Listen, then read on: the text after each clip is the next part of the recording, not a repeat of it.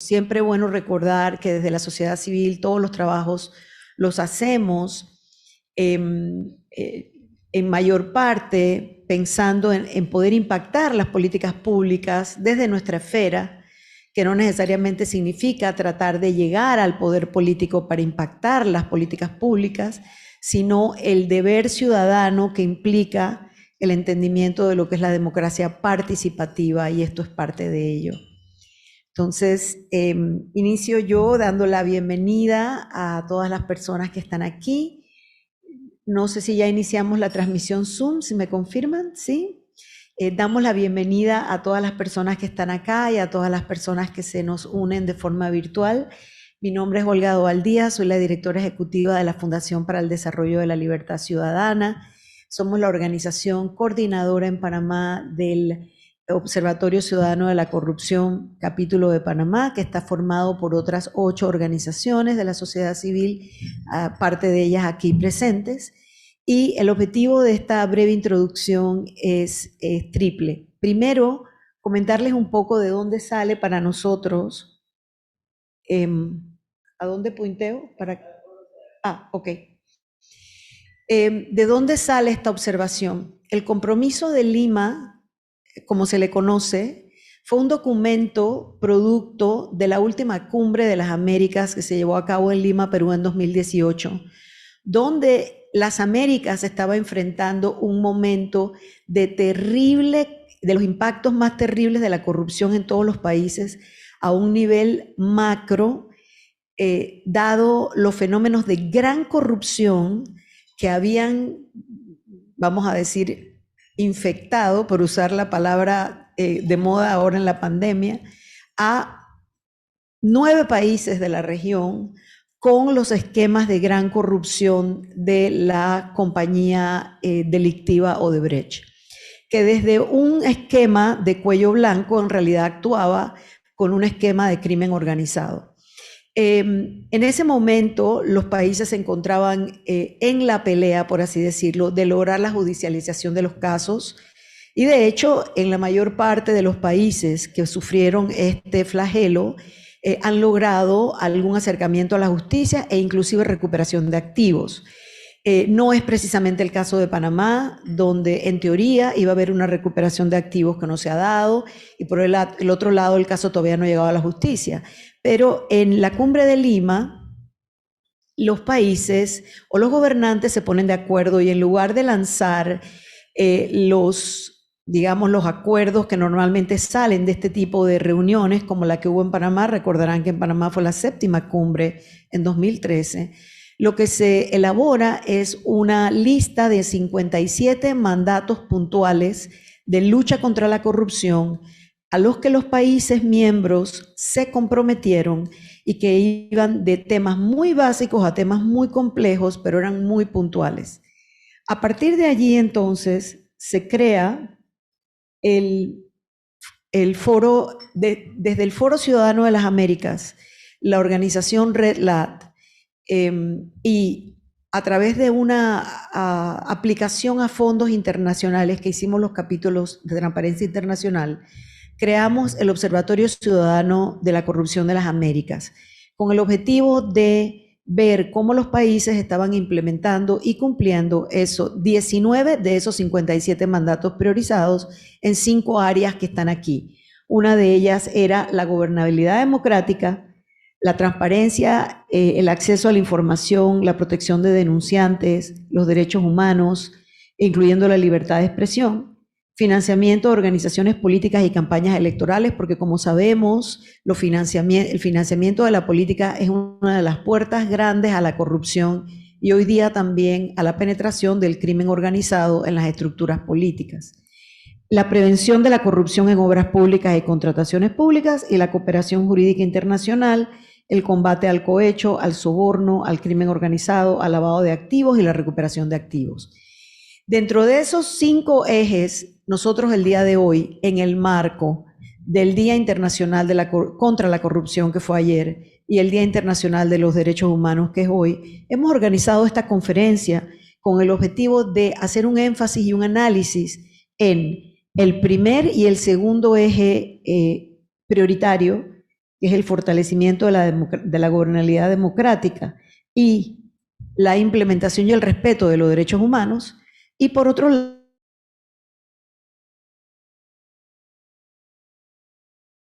de activos, la recuperación de activos. ¿Por qué? Porque en ambos extremos, están generando para la ciudadanía panameña una desmejora de su calidad de vida, de los servicios que presta el Estado, del goce de sus derechos humanos, tanto en la esfera política, es decir, los derechos civiles y políticos, como los derechos sociales y culturales. Por un lado,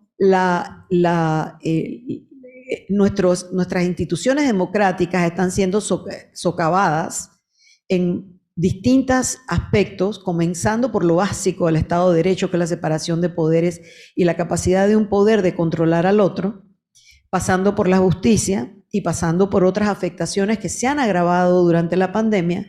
Y por el otro lado, en la otra esquina del péndulo, tenemos efectivamente que ha habido un descenso en la seguridad ciudadana por la penetración del crimen organizado en muchas esferas del país, y que el país está ahora mismo en la cuerda floja de que nos incluyan en una lista negra, pasemos de una lista negra a una lista gris, por tener poca efectividad o no suficiente efectividad, creo que es mejor el término, me disculpan, no tener suficiente efectividad en la capacidad de hacer efectiva toda la regulación que tenemos para la prevención del lavado de activos, y de que Panamá no sea utilizado para esconder, traficar y pasar por aquí fondos que vienen de actos ilícitos, ya sea de corrupción política o de, nuevamente, crimen organizado.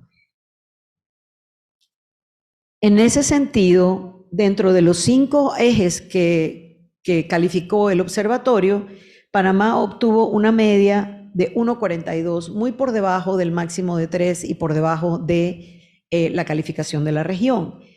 Y quisiera pues hacer énfasis en lo que se midió con la gobernabilidad democrática, que tiene que ver con la autonomía y la independencia judicial, promover la equidad y la igualdad de género y en las políticas anticorrupción, incluir los diversos grupos en situación de vulnerabilidad en medidas anticorrupción, promover los códigos de conducta para los servidores públicos, promover la adopción de medidas que prevengan conflictos de intereses, garantizar la transparencia y la igualdad de oportunidades en los procesos de selección de servidores públicos. Lo que hemos visto en el país en estos 2 años y 5 meses de gobierno actual es, en algunos casos, inclusive un retroceso o actuaciones contrarias a esos mandatos a los que se comprometió el Estado. Muy importante señalar que estos compromisos son de Estado, de república, de país, no de gobierno. Cuando nuestro país va a una esfera internacional y se compromete el país. Adicionalmente, en el informe está la calificación que recibimos con el tema anteriormente tratado del segundo de este eje prioritario, que es promover la cooperación entre autoridades en las investigaciones y procedimientos relacionados a delitos de corrupción e impulsar medidas para permitir el embargo preventivo, la extinción de dominio y la confiscación de activos productos de la corrupción.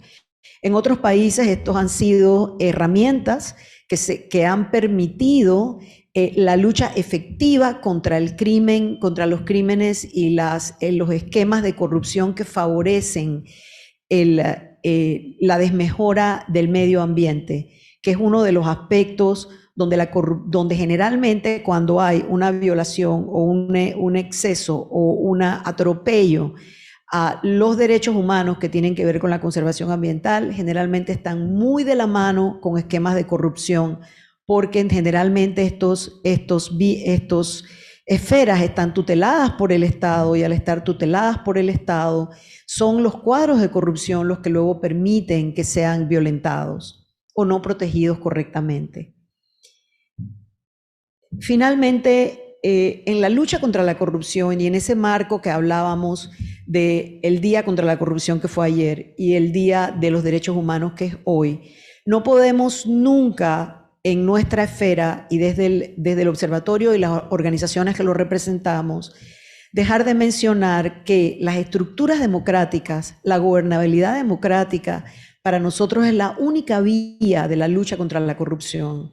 Nosotros estamos hablando de la lucha contra la corrupción desde el Estado de Derecho, la respeto a los derechos humanos, todos, incluyendo la libertad de expresión, la libertad de prensa, la libertad de reunión, todos aquellos que permiten el disenso, por así decirlo, y el respeto a la ley. Es decir, y esto de alguna manera tiene que diferenciar nuestro discurso anticorrupción, especialmente hoy, que vemos en un descenso en la preferencia de la ciudadanía en todo el continente, pero particularmente en Panamá, en cuanto a la democracia como mejor forma de gobierno, y por otro lado, los liderazgos autoritarios que han surgido en la región, que secuestran el discurso anticorrupción, prometen una lucha contra la corrupción, pero a través de romper la ley y negar derechos humanos.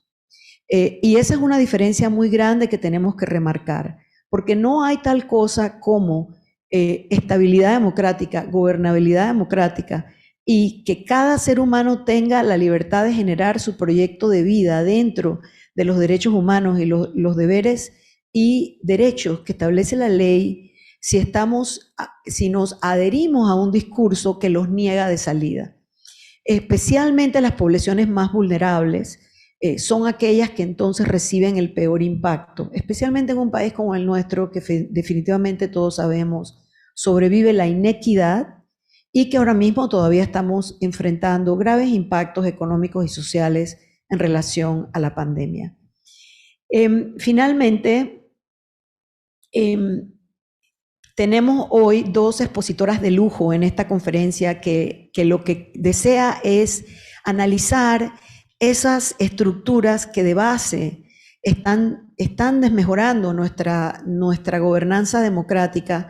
Y como decía al principio, estos son temas que al ser unos temas que requieren profundidad, son multicausales, no tienen soluciones fáciles, no suelen ser materia de noticia caliente, por decirlo así, pero requieren necesariamente que los estamentos, organizaciones no gubernamentales e inclusive los estamentos gubernamentales tengan el espacio para poder analizarlos, para poder pensar como país qué queremos. Nuestras expositoras hoy son la licenciada María Soledad Porcel, que es experta en Derecho Internacional y gran defensora de los derechos ambientales, que nos va a hablar de ese eje que les mencionaba, del combate al cohecho, el combate al lavado de activos y la recuperación de activos, desde el punto de vista de qué podemos hacer, cómo podemos generarnos una agenda ciudadana para poder hacer la pelea contra la corrupción por ese espacio. Y nuestra oradora de fondo es la doctora Leonor Calderón, que realmente me honra tenerla con nosotros, una gran experta, defensora, inveterada de derechos humanos, una mujer que ha sido incluida en listas de las líderes más destacadas de las Américas en los temas que nos abordan, ex ministra de Desarrollo Social y ex representante del Fondo de Población de las Naciones Unidas.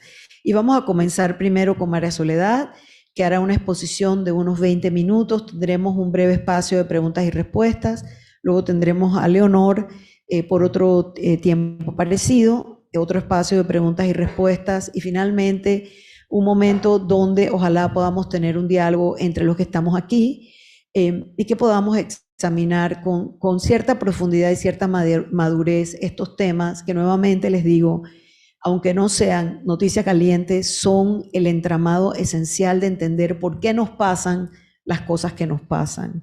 Bienvenida, María Soledad, gracias por estar aquí.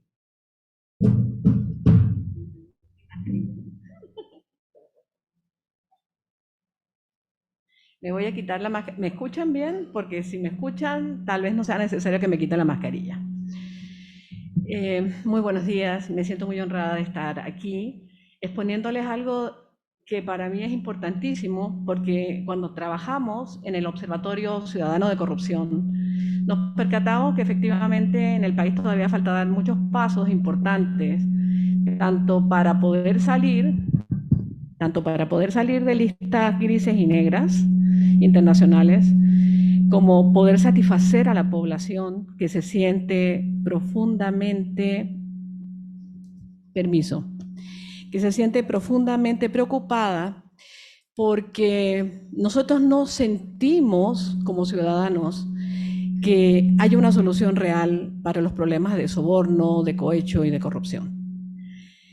Dicho esto, quería explicarles que buscamos, como parte de la solución de la sociedad civil, mecanismos legales que nos permitieran de alguna manera combatir la corrupción, el soborno, el cohecho y los problemas que hemos tenido también en contrataciones públicas, que además de las contrataciones públicas, pues las situaciones incómodas en donde vemos la corrupción, hasta en los albergues infantiles, donde violaron a los niños y no ha habido ninguna respuesta que pueda calmar a la sociedad. La única solución más cercana que encontramos es algo que Naciones Unidas propuso, el Comité de Expertos en Delitos de Drogas y Delitos Financieros de Naciones Unidas propuso hace más de 10 años que trabajáramos sobre una ley marco de extinción de dominio. Ellos trabajaron, sus expertos, en una ley marco de extinción de dominio. La ley de extinción de dominio ha salido mucho en las redes sociales últimamente en Panamá, ha sido el producto de mucho debate, porque el proyecto que presentó el ministro de Seguridad, pues debe ser discutido ampliamente, ya que tiene algunas cosas que a la sociedad civil no nos gusta, y además podríamos ampliarlo para hacerlo más rico, como han hecho en otros países. ¿Okay? Básicamente, les quería decir que la idea de trabajar en esta ley de extinción de dominio, aparte de que nos ayudaría a quedar bien parados con la OCDE y de alguna manera con Gafilat, porque ambas organizaciones han estado de acuerdo en que es necesario aprobar una ley de extinción de dominio, nos permitiría también poder colaborar con todas los otros estamentos de investigación y de justicia del resto de Latinoamérica, ya que esta ley de extinción de dominio, entre las cosas que propone, es que parte de los bienes que se van a recuperar para el Estado, un porcentaje de la venta de esos bienes se destine a la cooperación internacional con otros países. Y también se destine a fortalecer el sistema de justicia, de administración de justicia, y obviamente al Ministerio Público y el área de investigación de delitos, que es una de las cosas en las que estamos bastante mal, porque si ustedes se fijan, pues la gran mayoría de los casos en donde hemos visto evidentes actos de corrupción por motivos de forma, errores de forma, muchas personas han salido libres, y Panamá obviamente no ha recuperado un centavo de todos esos bienes y dinero que se apropiaron y era parte del Estado.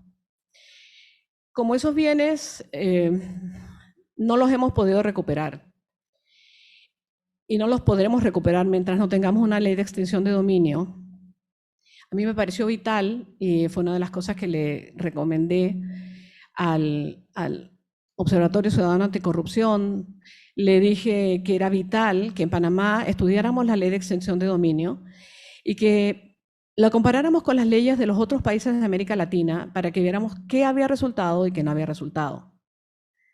Ha sido sumamente interesante, como un ejercicio profesional, poder revisar todas las leyes y poder ver los casos importantes que se han podido saldar en otros países y ver cómo ha influido en disminuir efectivamente la corrupción y también la incidencia del crimen organizado. Le comentaba a uno de los compañeros antes de que entráramos aquí que, por ejemplo, en Colombia, si encuentran droga dentro de la casa de alguno de ustedes, cuando las autoridades se dan cuenta, entran a la casa, obviamente se llevan la droga y destruyen la casa. La casa es destruida, inmediatamente viene un grupo de expertos que van a hacer polvo la casa.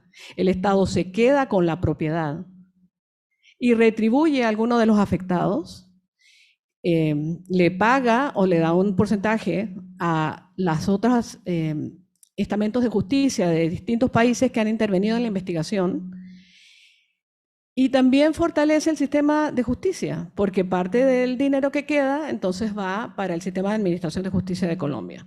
Y esto ha sido sumamente importante porque la ciudadanía entendió que no se podía colaborar con los delincuentes. Que sí, era un país en donde efectivamente tenían un gran problema de droga y tenían el problema de que había una gran cantidad de personas que estaban colaborando con las personas que manejaban la droga. Y la forma de cortar eso fue ser radicales. Vamos a quitarles todos los bienes relacionados con la droga. Vamos a apoderarnos de todos los bienes que alguna vez se produjeron gracias a dinero mal habido y empezaremos a limpiar un poco nuestra sociedad. En fin, yo no sé, muchas gracias.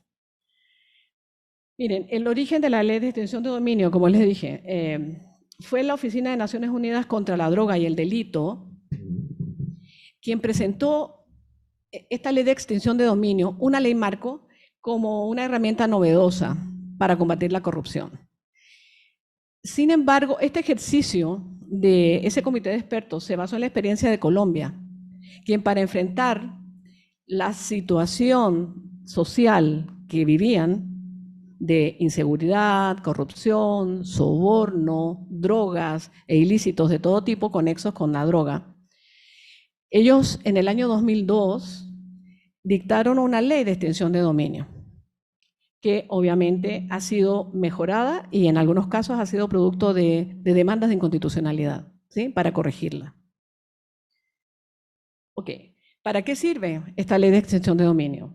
Les dije que permite que mediante una sentencia en firme se traspase al Estado la titularidad de los bienes que han sido obtenidos de forma ilícita, que han sido adquiridos a través de fondos que son poco claros, que han sido destinados a actividades ilícitas. Y lo interesante es que no hay ninguna contraprestación ni compensación de ninguna naturaleza para su propietario o su poseedor. ¿Por qué es importante esto? Porque una de las cosas que yo he escuchado tanto en redes sociales en los últimos días es que tienen miedo que una ley de extinción de dominio, ¿sí? Haga que el Estado panameño abuse de los ciudadanos. Y aquí estamos sumamente claros. Si ustedes se fijan, tiene que haber una sentencia en firme y se tiene que comprobar que los bienes y el dinero han sido productos de un ilícito. ¿Qué bienes recupera el Estado? Los productos de actividades ilícitas, ya lo aclaramos recién. Los bienes que fueron utilizados para actividades ilícitas, estamos hablando de si utilizaron una fábrica para transformar bienes, para dejar droga, utilizaron camiones para transportarla, si trasvasaron droga, dinero mal habido, en algunos casos, si se utilizó esa área para poder efectuar traslado de menores, traslado de menores sobre todo e inmigrantes de forma ilegal, el Estado sencillamente se apodera de la fábrica, se apodera de los camiones, se apodera de los carros y se apodera de todos los instrumentos que se utilizaron para estas actividades ilícitas.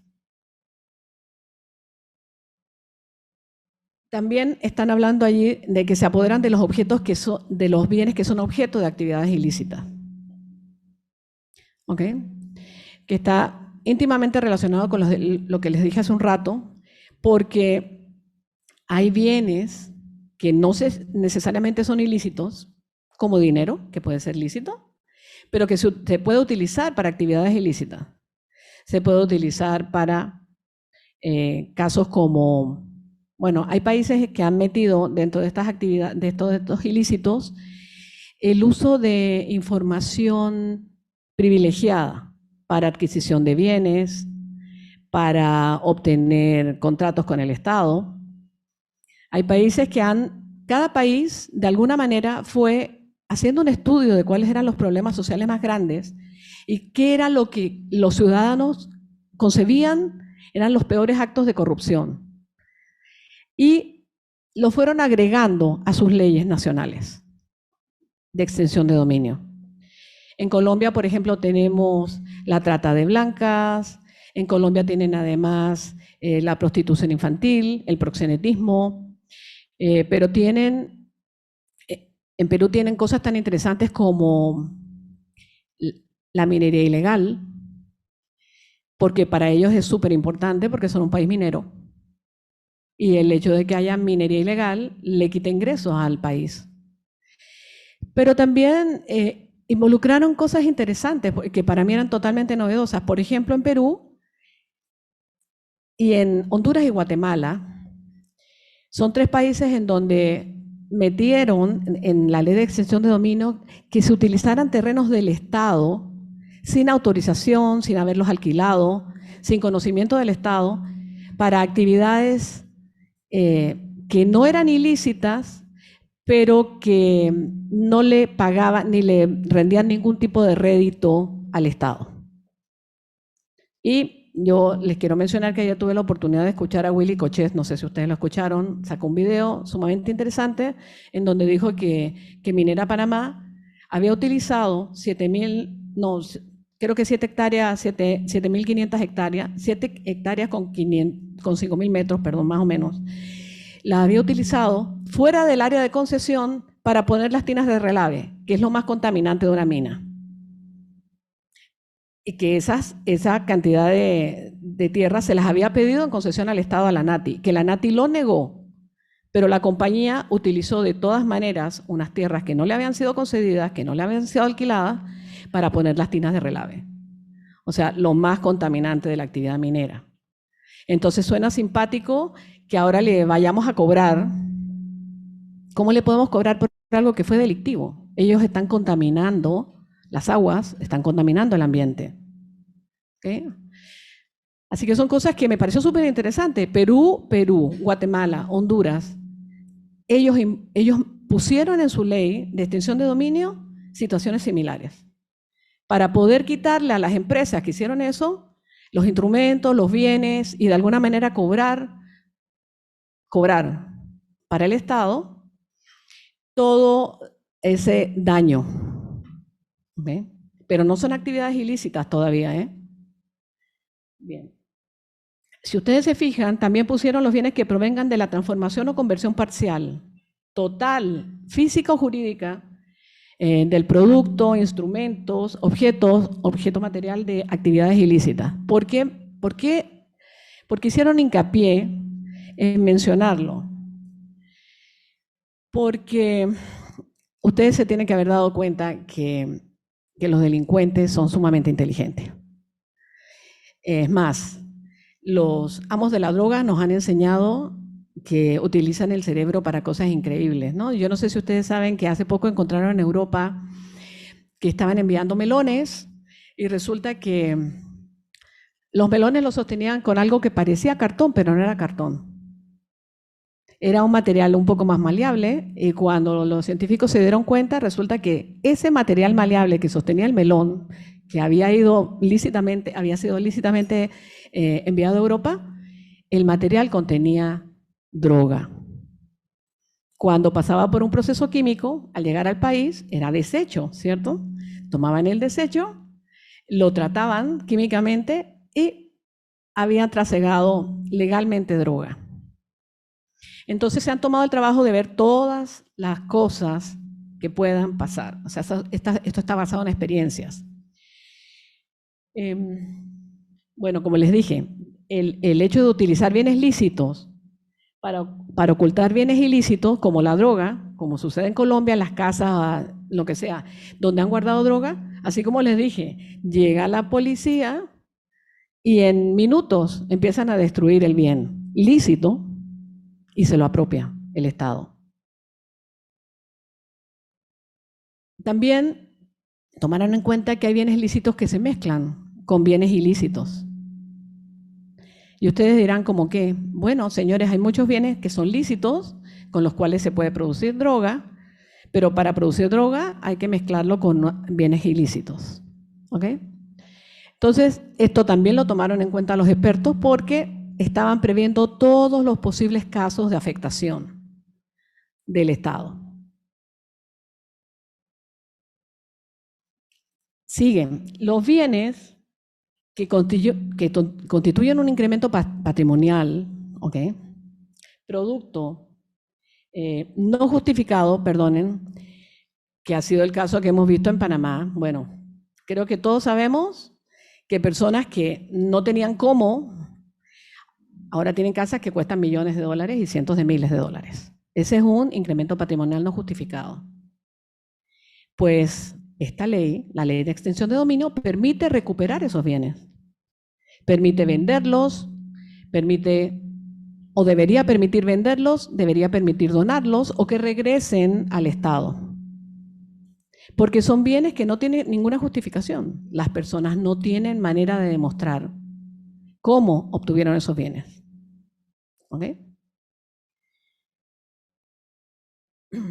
Obviamente, las ganancias derivadas de bienes ilícitos, también el Estado las va a recuperar con una ley de extensión de dominio. Ok, y aquí hay una figura súper interesante. Miren, ese comité de expertos de Naciones Unidas se dio cuenta que hay una gran cantidad de bienes que van a desaparecer,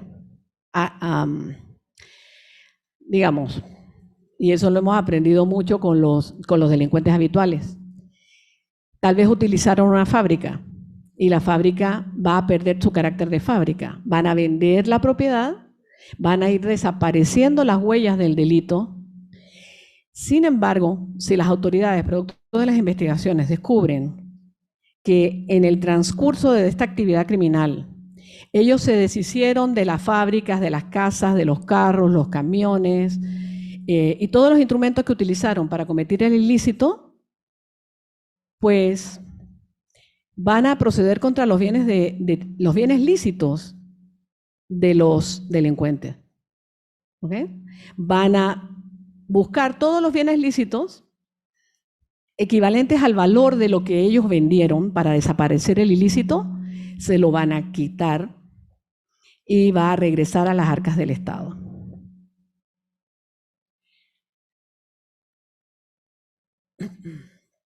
Bueno, y en muchos países, lo último que les voy a mencionar, que está aquí entre las cosas que hemos expuesto, que tomaron en cuenta los expertos de Naciones Unidas, pero que algunos países no han tomado en cuenta, ellos previeron que iba a haber personas afectadas que tenían derechos reales ilícitos sobre ciertos bienes. Pero imagínense la celeridad. Imagínense que esa casa que les dije que destruyeron en Colombia, resulta que no era de los narcos, resulta que el propietario no sabía. El propietario había alquilado la casa, ¿sí? Lícitamente a una persona que iba a residir en esa casa. Y el que estaba residiendo en la casa decidió llevar allá la droga y almacenarla. Bueno, resulta que en este caso el propietario se vio realmente afectado por la destrucción de la casa, porque el Estado se quedó además con la propiedad y él era inocente. ¿Qué han hecho muchos países? Algunos países han creado unos fondos para retribuir a los inocentes que en todo momento actuaron de forma ilícita y en otros países sencillamente no lo han tomado ni en cuenta. Hay países en donde no se le retribuye absolutamente nada, porque se asume que si él rentó esa casa, cada cierto tiempo podía pedir permiso para ir a revisarla, porque podía estarle dando mantenimiento qué sé yo, a los baños, etcétera, etcétera, y se asume que es tan culpable como los demás. ¿Ok?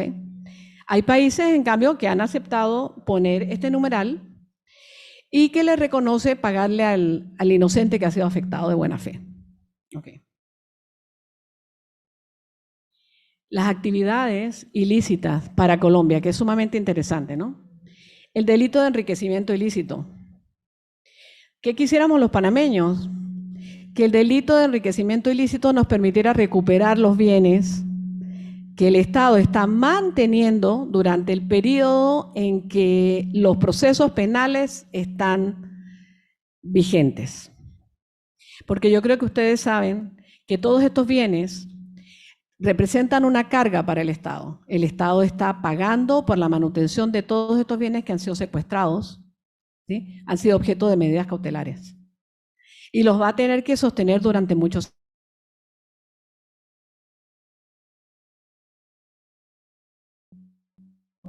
La casa que tenía Manuel Antonio Noriega y tuvo que sostenerla por años. Tenía que pagar jardineros, electricistas, plomeros, y no recuperó un centavo. Y eso está pasando con todos los bienes que el gobierno ha cautelado, producto de enriquecimiento ilícito. ¿Qué otro tipo de actividad se considera ilícita en Colombia? Miren, todas las conductas cometidas en prejuicio del tesoro público. El peculado, que aquí es usual, pero no tenemos cómo cobrar, no tenemos cómo recuperar esos bienes que se han perdido. El interés ilícito en la celebración de contratos. De hecho, yo mencioné Minera hace un rato y fue uno de los abogados que demandó el contrato de Minera Panamá y ganamos. Pero el Estado no ha podido cobrar nada. Sin embargo, dejó de percibir muchísimo dinero por muchos años. Del uso de los puertos, los derechos de los puertos, los derechos de uso de agua, los derechos de producción de electricidad, en fin, miles de cosas que el Estado debió haber cobrado, pero el contrato no lo tomó en cuenta y a pesar de haber sido declarado inconstitucional, el Estado no ha tratado de recuperar nada de ese dinero. Los contratos celebrados sin requisitos legales, como por ejemplo el que fue el contrato de Minera Petaquilla, un contrato de ley declarado inconstitucional. La emisión, para Colombia, la emisión ilegal de moneda. Y ahora, en estos casos, esto es súper importante tomarlo en cuenta, porque está circulando el dinero electrónico, bitcoins y todas las otras monedas similares. Entonces, es difícil seguirle la pista y es difícil saber cómo se mueve. Así que Colombia lo tomó en cuenta y lo puso en su ley de extinción de dominio. Pero miren qué interesante, ellos sí pusieron que para ellos era considerado ilícito el ejercicio de actividades monopolísticas. Nosotros tenemos actividades monopolísticas que están prohibidas por la ley. Por ejemplo, se supone que no puede haber actividades monopolísticas que tengan que ver con medios de comunicación, pero los hay. Los hay. Sin embargo, no tenemos manera de cobrarlo. Y el Estado no puede recuperar ese dinero. Colombia lo pensó. Esto es importante. Cualquier hurto de enseres destinados a seguridad, que aquí en Panamá hemos vivido bastantes robos en las armerías de la policía, eso está considerado en la ley de extinción de dominio. Aquellos que están involucrados les quitan absolutamente todo. Les quitan sus casas, sus carros, los dejan sin bienes, porque están poniendo en peligro la seguridad del Estado. Ya había mencionado la información privilegiada, la utilización de información privilegiada, que en Panamá estamos acostumbrados a que eso sea algo normal. La gente protesta, pero nadie sabe por qué. Siempre dicen que los diputados tienen acceso a comprar tierras muy baratas, a 8 centavos el metro cuadrado, cuando el resto de los ciudadanos no podemos. Pero eso es gracias a que utilizan información privilegiada. Siempre va a haber funcionarios que por quedar bien con un político se van a acercar a ofrecerle tierra muy, muy barata, que es tierra del Estado, y que le va a vender la Nati. ¿Estamos claros? En otros países eso es penado. Y gracias a esta ley de extinción de dominio se recuperan los bienes, regresan al Estado. Y si ustedes se fijan en el último punto, ellos mencionan que son actividades ilícitas todas aquellas que impliquen un grave deterioro de la moral social. Porque, por ejemplo, ellos sí tienen en su ley que se considera una actividad ilícita, obviamente, la prostitución de menores, el proxenetismo, les dije, porque son crímenes de lesa humanidad.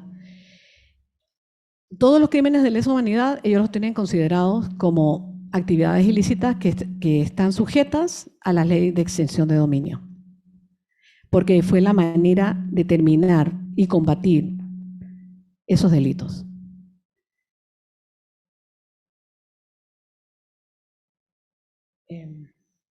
Lo interesante es que los expertos de Naciones Unidas plantearon que esta acción de extinción de dominio fuera imprescriptible.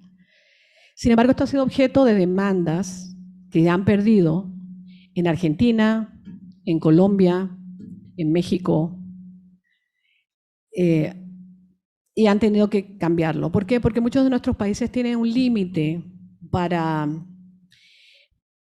digamos, Panamá tiene un límite de 10 años entre presentes, 20 años entre ausentes.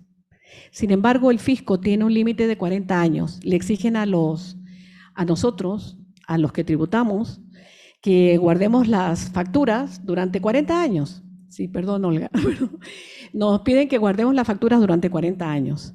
Estamos obligados a guardar también todos los registros de la Caja del Seguro Social durante 40 años.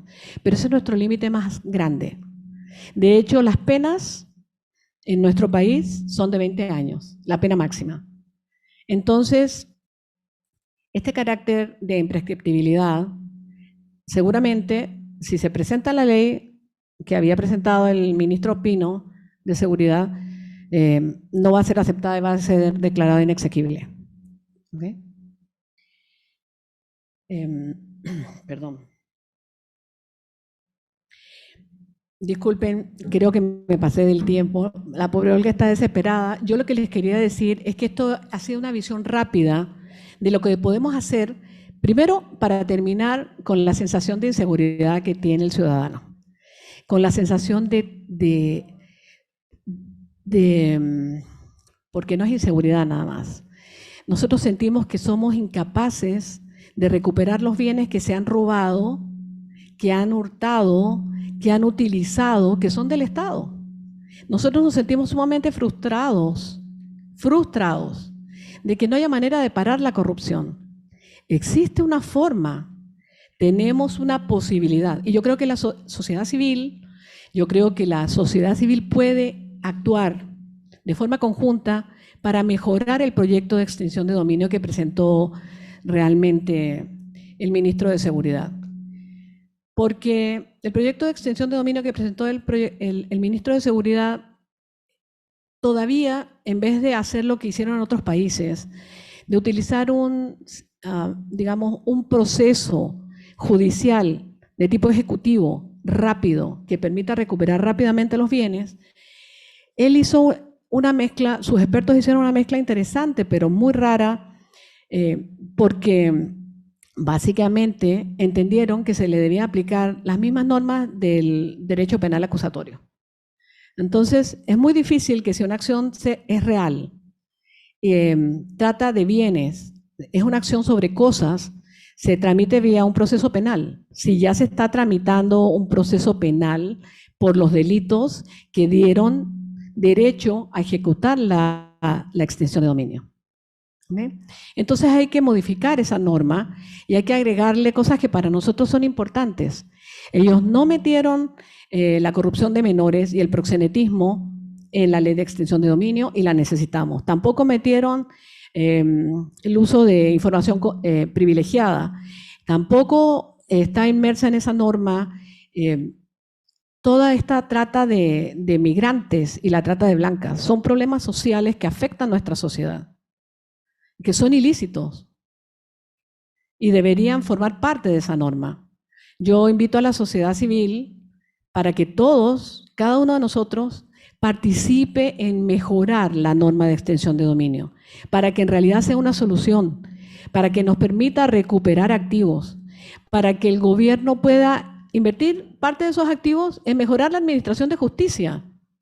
Es vital que el país pueda hacerle frente a la corrupción, al soborno, al cohecho y a los delitos de lesa humanidad. Muchas gracias.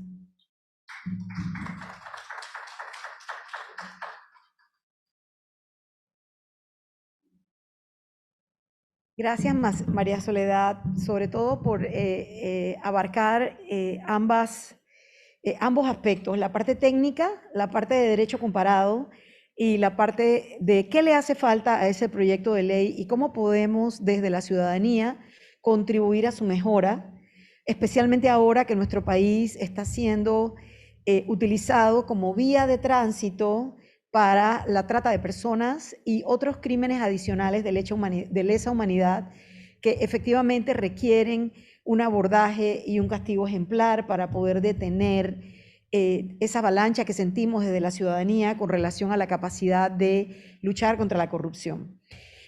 Seguidamente vamos a tener la ponencia de la doctora Leonor Calderón sobre el impacto que está teniendo la corrupción en el entramado de nuestra gobernabilidad democrática de los derechos humanos. La doctora Calderón, creo que todas sus credenciales hablan por ella misma y le doy paso para que pueda ilustrarnos hoy con su ponencia.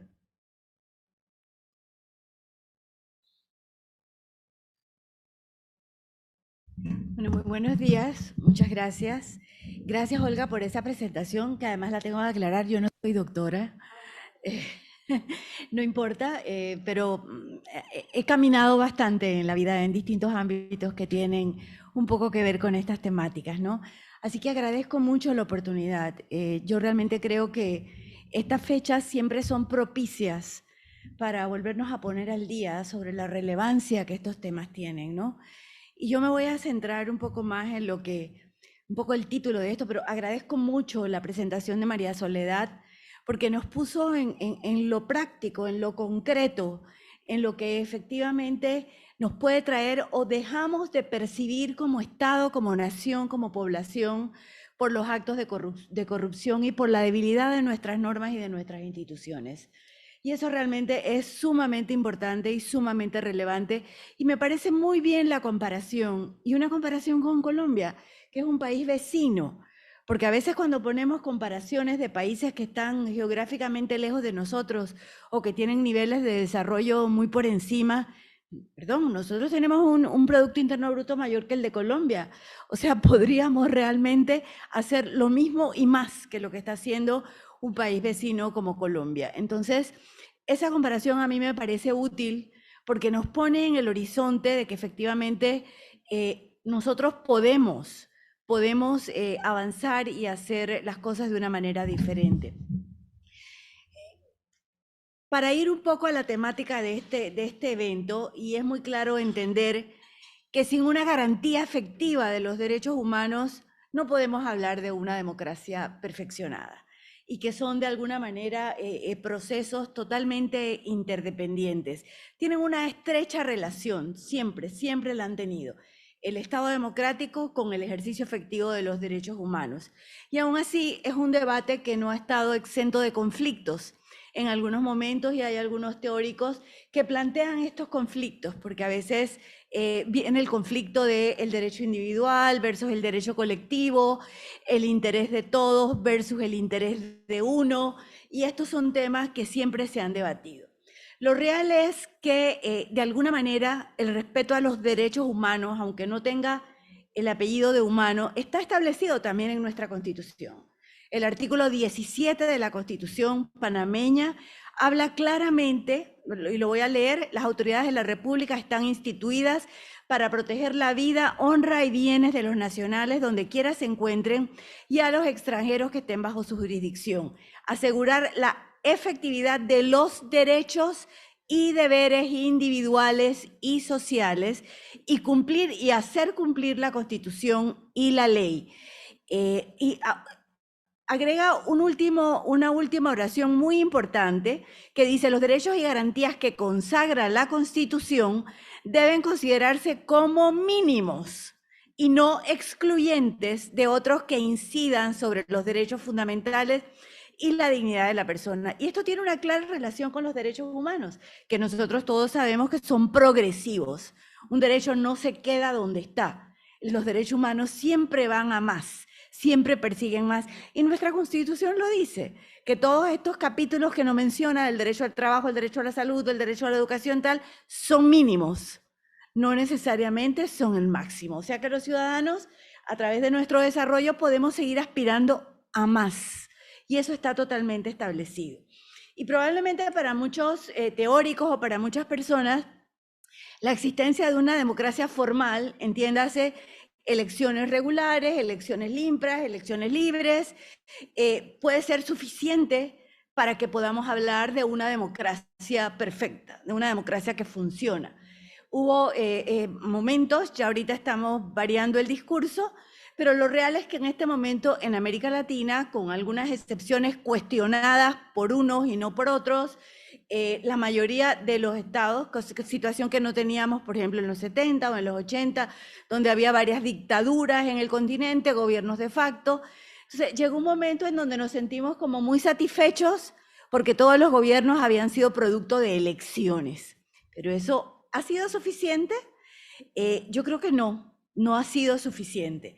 Ya desde en el 2002, la Comisión de Derechos Humanos tuvo identificó algunos elementos como fundamentales para el ejercicio de una democracia. O sea, para que una democracia pudiera considerarse tal, identificó algunos y yo los voy a recorrer rápidamente.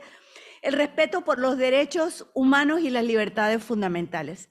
Y con ese podríamos hablar absolutamente toda la mañana. O sea, si eso no se cumple, no podemos hablar de que tengamos una democracia realmente fortalecida.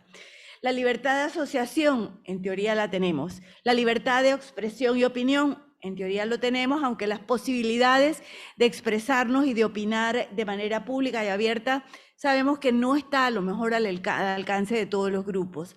El acceso al poder y a su ejercicio de acuerdo al Estado de Derecho, en teoría lo tenemos. La celebración de elecciones libres y justas mediante votación secreta como expresión de la voluntad popular, lo tenemos. Un sistema pluralista de partidos políticos y organizaciones, agrega organizaciones, ya sabemos todas las quejas que hay de lo difícil que es la participación política al margen de la estructura de partidos y lo difícil que ha sido cambiar esa normativa. La separación de poderes la tenemos formal y ya ustedes cada quien sabrá cómo es eso efectivamente real. La independencia de la judicatura, prefiero no opinar, ya también sabemos cuál es el sentir y el cuestionamiento ciudadano al respecto. La transparencia y rendición de cuentas en la administración pública, sabemos que estamos realmente a pie en este punto, que los procesos de transparencia, aunque existan mecanismos formales, no satisfacen a la mayoría de la población. Y medios de comunicación libres, independientes y pluralistas. Aquí María Soledad nos acaba de hablar casualmente de una forma de monopolio que es la monopolio en los medios de comunicación. Entonces, efectivamente, yo no les podría hablar de esto, pero es bastante común saber que poder acceder para sectores y organizaciones populares a medios de comunicación masivos realmente tiene limitantes. En otros países se ha hablado, aquí veo al querido representante de la OEA que está con mucho frío. Tal vez allá usted va a estar lejos de cualquier salida de aire, porque así no queremos que nadie esté sufriendo por eso, y yo lo entiendo, que usted está cerca. Yo creo que esa mesa pareciera no tener cerca ninguna salida de aire. Sí. Al principio, cuando iniciamos el temprano, nos quejábamos del calor porque no habían encendido el aire, pero bueno, avanzó rápido. Bueno, como decíamos, efectivamente, hoy sabemos que tener estos procesos de elecciones libres es imprescindible. Es imprescindible para poder tener un Estado de Derecho y para poder trabajar por la garantía de los derechos humanos. Pero a veces nos parece también que estas democracias formales no tienen tanta relación con los derechos humanos y tenemos que seguir trabajando y aspirando para que efectivamente se vayan consolidando los derechos económicos, sociales, políticos y ambientales también como parte del elemento y que están totalmente reconocidos. Porque además de esa base constitucional, hay amplios y suficientes compromisos internacionales a lo que el Estado, de manera constitucional también, está obligado a cumplir y a respetar, porque la Constitución dice que se deben cumplir y respetar los convenios y acuerdos suscritos y ratificados por el Estado panameño. Y si nosotros enumeráramos la cantidad de convenios y de acuerdos que están, deberíamos estar viviendo en un paraíso para el ejercicio de los derechos humanos. Ya decíamos esto, ¿verdad? Y luego, bueno, ya sabemos que la Declaración Universal de los Derechos Humanos, que cumple hoy 73 años ya de haber sido aprobada, ha tenido varias revisiones y varios ajustes en normativos y en eventos internacionales. Y yo quiero citar uno de ellos que a mi juicio fue muy importante por varios elementos, que es la Conferencia de Viena de 1993 de Derechos Humanos, en donde realmente se aclararon algunas cosas para el debate de la comunidad internacional. En la Conferencia de Viena de 1993 quedó listo, zanjado, digamos, el debate entre qué derechos eran más importantes, si los derechos civiles, si los básicos, si los políticos y tal.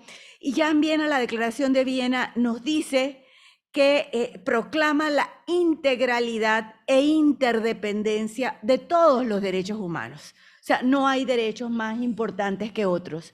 Los derechos humanos son integrales y son interdependientes. Y como todos sabemos, son inherentes a todos los seres humanos desde el momento mismo de nuestro nacimiento. Pero hay un responsable de que todos los ciudadanos y las ciudadanas podamos ejercer esos derechos, que es el Estado. El Estado tiene la responsabilidad de garantizar el ejercicio de los derechos para toda la población.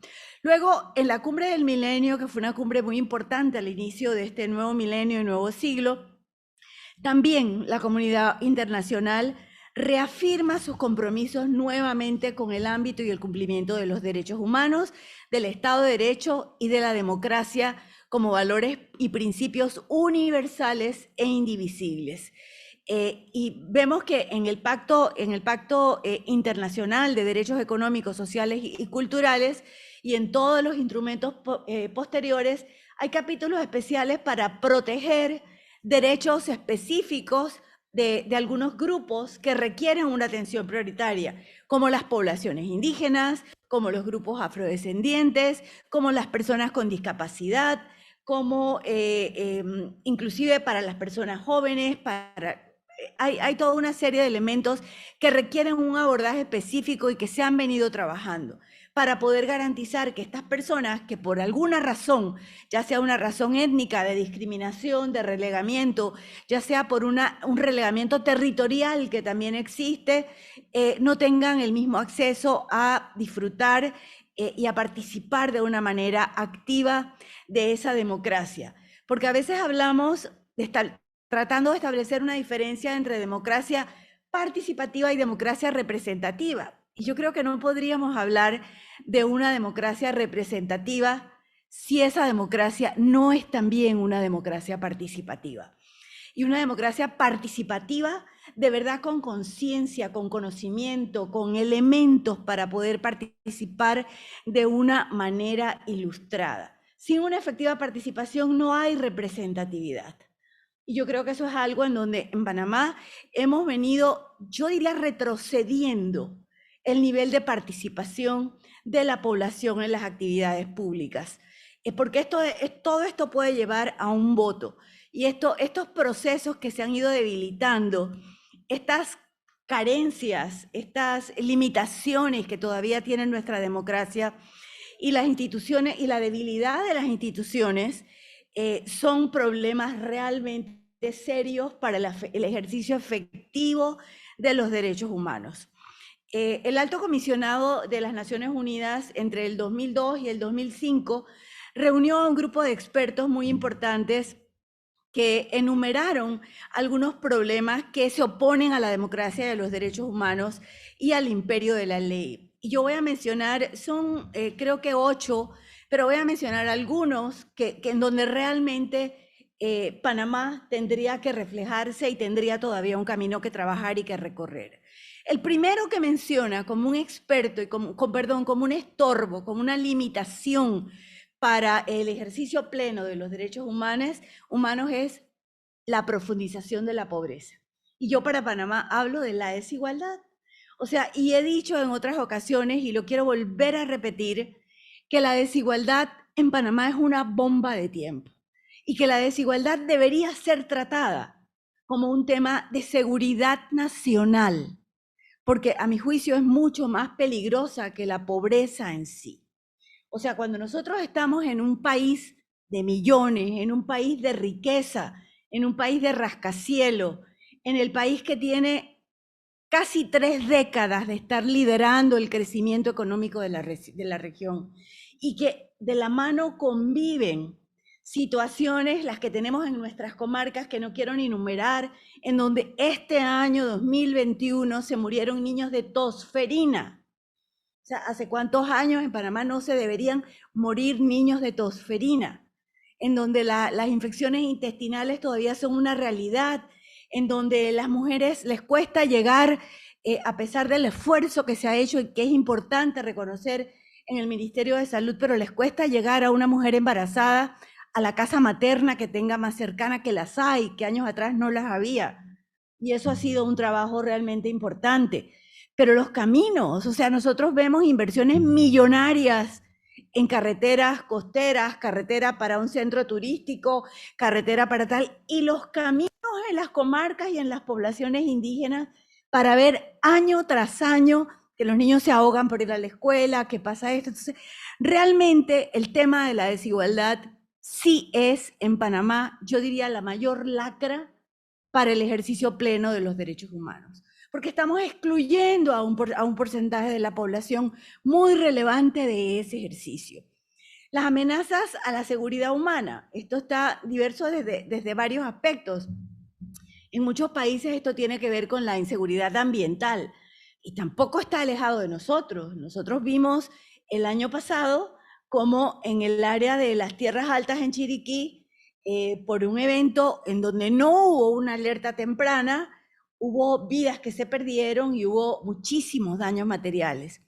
Y todavía, a pesar de que reconozco que desde ese evento a la fecha se han hecho intentos y se ha hecho un avance importante en ellos, entre ellos, crear algo que es increíble que a estas alturas Panamá no hubiera tenido, como es tener un Instituto Nacional de Metrología que ya existe.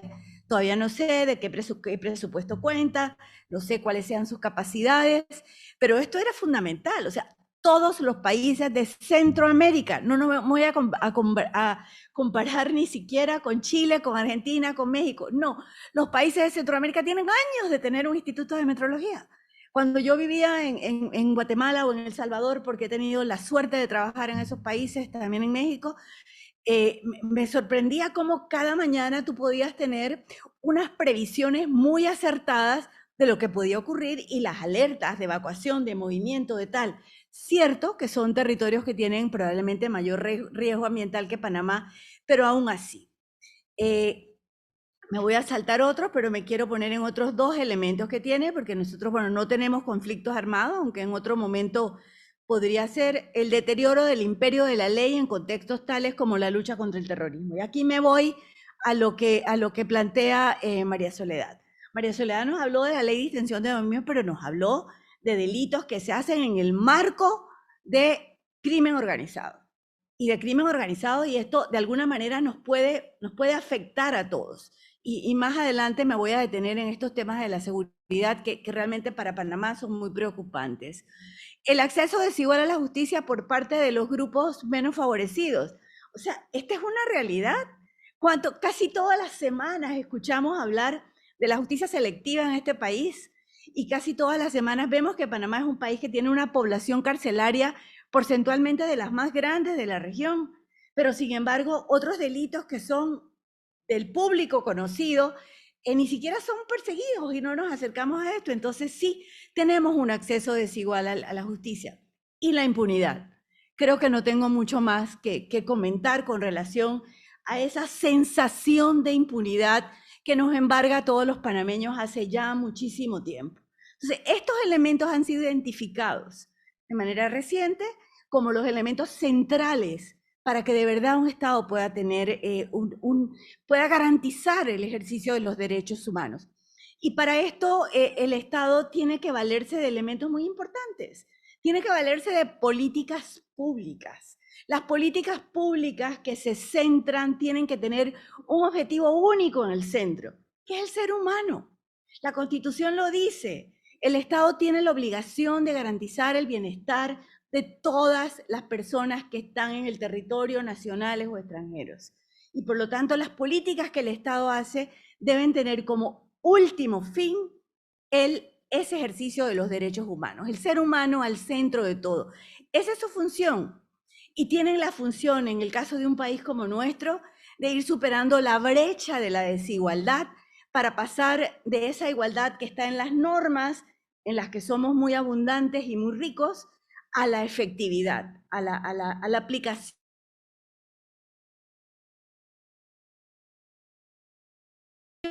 Volvemos otra vez al tema de la educación formal. Yo creo que también es importante pensar si con un nivel de educación tan desigual, tan inequitativo que tenemos, todos los ciudadanos y todas las ciudadanas de este país tienen todos los elementos necesarios para poder leer claramente lo que implica la oferta electoral que tienen ante sí. O precisamente por su situación precaria, por su situación de pobreza, van realmente a poder ser fácilmente manipulados o, perdón que lo usen, no quisiera usar la palabra comprados, no me gusta el tema de comprar, pero su voto puede ser otorgado en base a un intercambio de beneficios o de intereses. Entonces la educación, la buena educación, la educación de calidad equitativa para todos, es un elemento central y fundamental para poder hacer esto. Y para que las políticas públicas puedan diseñarse e implementarse como respuesta a las necesidades y demandas de los ciudadanos, requieren algo muy importante, porque las políticas públicas no es el gran edificio donde está un ministerio o el otro, no, es quienes trabajan adentro de las instituciones. Para que realmente una institución pueda cumplir su cometido en el marco de garantizar los derechos, aquellos que sean de su competencia, de los ciudadanos y de las ciudadanas, tiene que tener funcionarios idóneos. Y nosotros en Panamá, últimamente sobre todo, tenemos un concepto, y la mayoría de los ciudadanos, lamentablemente es así, muy laxo de la corrupción. O sea, pensamos ya poco a poco, porque hay una encuesta de Gallup en donde la corrupción ya apunta como una preocupación ciudadana. Hace 5 años no.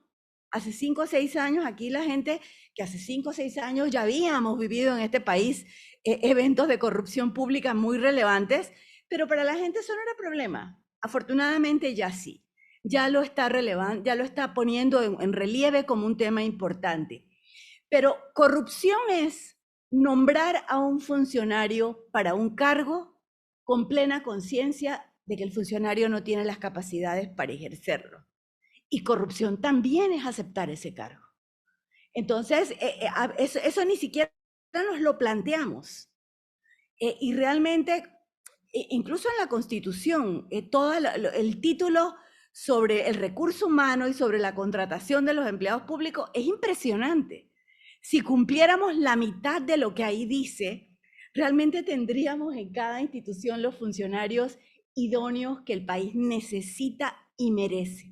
Pero no lo tenemos, a pesar de que hay una ley de carrera administrativa que simplemente se saca de la gaveta cuando faltan 6 meses para terminar el periodo gubernamental y garantizar a muchos funcionarios que de manera no idónea llegaron a un cargo. Yo he sido por muchos años funcionaria pública y cuando veo los salarios que se esgrimen en el sector público, quedo realmente sorprendida. Lo vemos en los medios. En los medios ha salido que un chofer gana $3,000, tal, perdónenme. O sea, esto en ninguna parte del mundo, un chofer puede tener un salario de esa naturaleza, a menos que sea el chofer de un jeque, no tengo ni idea de esto, ¿no? Hay otras formas también de corrupción dentro de la administración pública que son muy importantes, que es la ausencia o deficiencia de las funciones de supervisión y de mantenimiento. en la forma como se otorgan los contratos, el monitoreo de todos los procesos.